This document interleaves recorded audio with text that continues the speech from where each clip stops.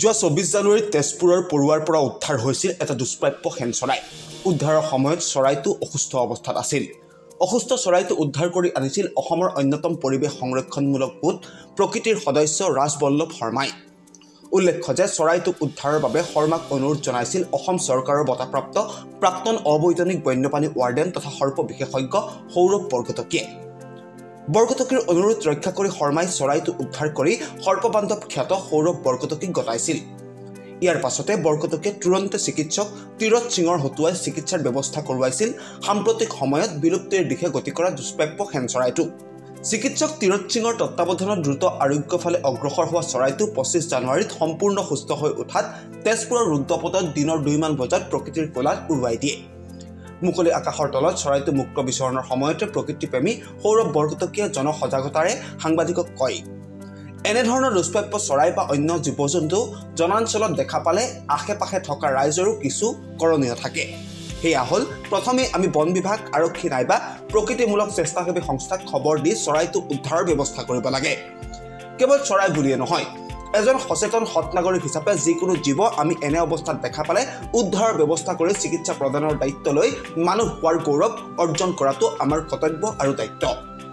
এই চৰাইবিলাক ডাঙৰ ডাঙৰ বনাঞ্চলবিলাকত থাকে, ধৰক বুঢ়া চাপৰি, লাওকোৱা, কাজিৰঙা, ওৰাং, নামেৰি, সোণাইপা এইবিলাক থাকে। এই চৰাইটো কিবা সূত্ৰে ওলাই আহিল, তাৰপৰা ওলাই আহি পেলাই জনাঞ্চলত সোমাই গ'ল মানুহৰ মাজত, আৰু মানুহৰ মাজত সোমোৱাৰ পিছত তাৰ অলপ নিজৰে অসুবিধাৰ সৃষ্টি হ'ল। আৰু যিহেতু চাৰিওফালে ভেৰি মানুহ আৰু কাউৰী চৰাইটোৱে বিশেষকৈ তাক এটেক কৰে, কাউৰী চৰাই এক্সপৰ্ট হেৰি কৰে তাৰ, আৰু এঘৰ মানুহৰ তাত সোমোৱাৰ পিছত আজি আনিলে। এতিয়া আমি তাক সুন্দৰভাৱে সুস্থ হোৱাৰ বাবে তাক মুকলি কৰি দিয়া হ'ল। আৰু সকলোকে অনুৰোধ কৰিছোঁ যাতে এনেধৰণৰ আঘাতপ্ৰাপ্ত চৰাই হওক, আপোনাৰ জীৱ-জন্তু যিখিনি আছে সেইখিনিক সকলোৰে এটা কৰ্তব্য আছে, কাৰণ সিহঁতে সকলোৰে দায়িত্ব আছে যে যদি এনেকৈ আঘাতপ্ৰাপ্ত হৈ পৰি থাকে বা দেখা পায় তাক ঘূৰি নাচাকৈ নাযাব, তাক কমচে কম কিবা কৰি কোনোবা NGOই হওক, কোনোবা বন বিভাগৰ মানুহক খবৰ দিব যাতে জীৱটো ভাল হয় আৰু সুস্থ হৈ উঠে। আৰু এই মই সকলোৱে ধন্যবাদ। এই চৰাইটোৰ বিষয়ে মোৰ বায়ে মোক খবৰ দিলে। তেওঁ পৰুৱাৰ ওচৰত চৰাইটো পৰি আছিলে এটা অফিচৰ কেম্পাছত।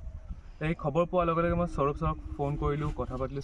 ছাৰে মোক ক'লে কি এইটো তুমি লৈ আনা, তাক তুমি ধুনীয়াকৈ, যিহেতু ছাৰৰ লগত মই 3 বছৰ ধৰি কাম কৰিছোঁ। ছাৰে বহুত মোক গোটেইখিনি মোক যি শিকিছোঁ চব ছাৰৰ পৰা শিকিছোঁ। তো ছাৰে মোৰ ওপৰত বিশ্বাস আছিলে, সেইকাৰণে ছাৰে ক'লে কি তুমি লৈ আনা। গৈ পেলাই মই লৈ আনি যোৱাকালি ছাৰৰ ওচৰত লৈ আনিলোঁ। তাৰপিছত তাৰে ট্ৰিটমেণ্ট হ'ল, তাক ডিহাইড্ৰেশ্যন হৈ গৈছিলে, তাক ৰিহাইড্ৰেট কৰা হ'ল, আৰু বেলেগ যি তাৰ লগত ট্ৰিটমেণ্টৰ কাম আছিলে গোটেইখিনি কৰা হ'ল তীৰত সিং ছাৰ সহায়েৰে।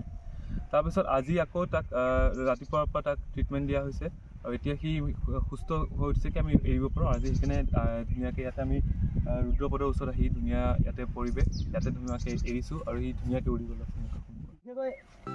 তেজপুৰৰ পৰা কৃষ্ণা কলিতা বৰকটকীৰ ৰিপৰ্ট, এনি টাইম 24।